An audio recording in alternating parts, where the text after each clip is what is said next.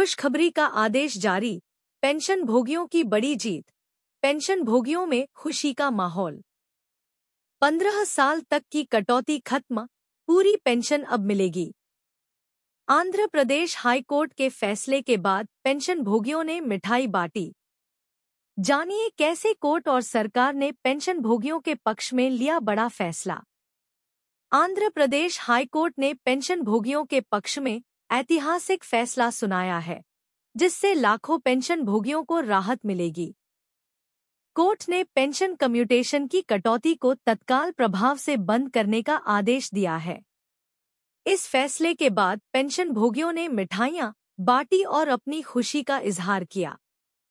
क्या है पेंशन का कम्यूटेशन?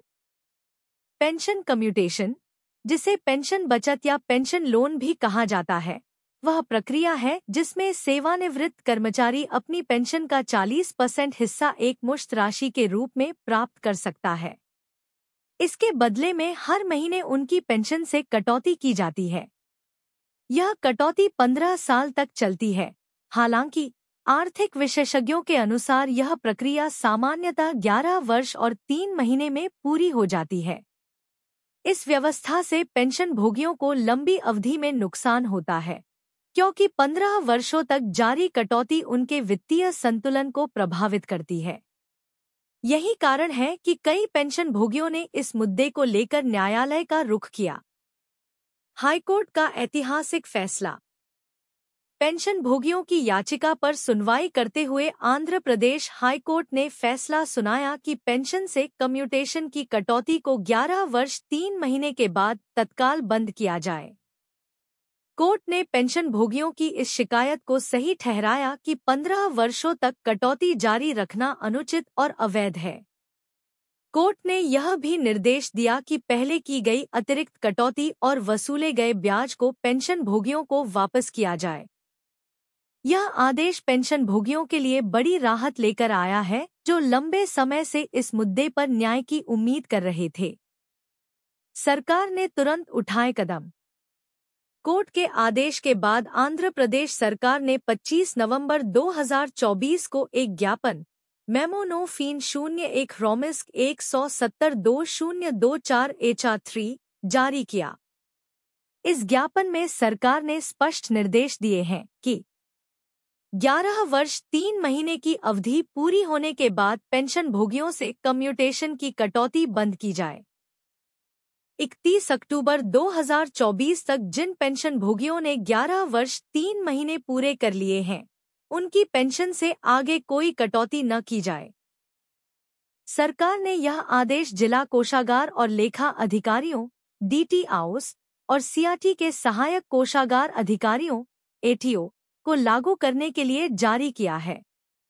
यह सुनिश्चित किया गया है कि पेंशन भोगियों को पूरी पेंशन मिले और उनके हितों की रक्षा हो। आदेश का तत्काल प्रभाव। यह आदेश सभी संबंधित अधिकारियों के लिए तत्काल प्रभाव से लागू हो गया है। अगले आदेश तक किसी भी पेंशन भोगी की पेंशन से कम्यूटेशन की कटौती नहीं की जाएगी। यह कदम सरकार की संवेदनशीलता और जिम्मेदारी को दर्शाता है, जो पेंशन भोगियों के अधिकारों और उनकी वित्तीय स्थिरता को बनाए रखने के लिए उठाया गया है। सीनियर सिटीजन के लिए राज्यसभा से आ गई बड़ी खबर। केंद्रीय मंत्री ने दिया ये जवाब। वरिष्ठ नागरिकों की देखभाल में बड़ा कदम, सरकार ने दी स्वास्थ्य योजनाओं पर जानकारी। आयुष्मान योजना के तहत 5 लाख तक का फ्री इलाज और घर पर स्वास्थ्य सेवाओं की सुविधा। जाने राज्यसभा में दिए गए मंत्री के जवाब और NPHC का पूरा प्लान। वरिष्ठ नागरिक सीनियर सिटीजन्स समाज और देश की प्रगति में अपने अनुभव और योगदान से महत्वपूर्ण भूमिका निभाते हैं। इनकी स्वास्थ्य देखभाल और कल्याण को लेकर सरकार ने कौन-कौन सी पहल की है, यह जानने के लिए राज्यसभा में आज बड़े सवाल उठे। सांसद श्री जोस के मणि ने स्वास्थ्य और परिवार कल्याण मंत्री से वरिष्ठ नागरिकों की स्वास्थ्य सेवाओं को लेकर कई अहम सवाल पूछे। इसके जवाब में केंद्र सरकार ने अपनी योजनाओं और प्रयासों की विस्तृत जानकारी दी। राज्यसभा में उठे सवाल। वरिष्ठ नागरिकों के स्वास्थ्य पर सरकार कितनी गंभीर। आज राज्यसभा सत्र में सांसद श्री जोस के मणि ने सरकार से सवाल किया कि वरिष्ठ नागरिकों के स्वास्थ्य को बेहतर बनाने के लिए क्या योजनाएं चलाई जा रही हैं। उन्होंने पूछा कि राष्ट्रीय बुजुर्ग स्वास्थ्य देखभाल कार्यक्रम NPHC के तहत वरिष्ठ नागरिकों को निःशुल्क या रियायती दरों पर स्वास्थ्य सेवाएं उपलब्ध कराने के लिए क्या कदम उठाए गए हैं। इसके अतिरिक्त उन्होंने यह भी जानना चाहा कि दूरदराज के इलाकों में वरिष्ठ नागरिकों के लिए घर पर ही स्वास्थ्य सेवाएं सुनिश्चित करने के लिए सरकार द्वारा क्या प्रावधान किए गए हैं। क्या है EPS 95 पेंशन बढ़ोतरी की संभावना? सरकार क्या कहती है, देखें। EPS 95 पेंशन को लेकर सरकार का क्या कहना है, देखें।